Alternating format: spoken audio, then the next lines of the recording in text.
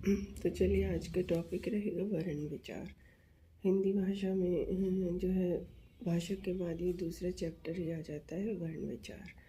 और ज़्यादातर competition exam में इनमें से कुछ क्वेश्चंस पूछे जाते हैं ज़्यादातर।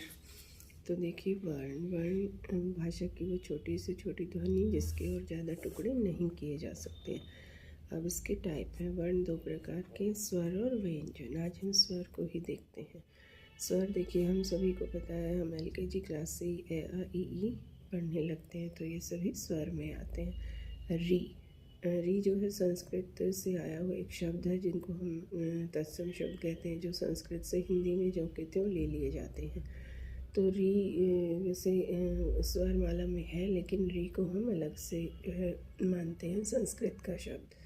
तो इस तरीके से ये कुल 13 हैं, जबकि अंग और एह का भी हम अलग से ही अध्ययन करेंगे, इसके बारे में भी अलग से ही देखेंगे।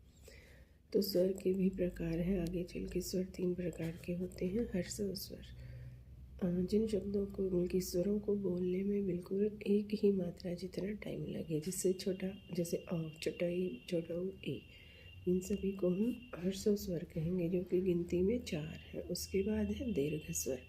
तो जिन स्वरों का उच्चारण करने में हमें 2 मात्राओं जितना समय लगे उनको हम दीर्घ स्वर कहते हैं। बाकी बचे 7 स्वर अंग और अह को छोड़ करके बाकी 7 स्वर जो है वो दीर्घ स्वर में आते हैं। फिर पलुत स्वर, पुरानी व्याकरण की बुक्स में हम देखते हैं कि पलुत स्वर का भी वहाँ वर्णन है।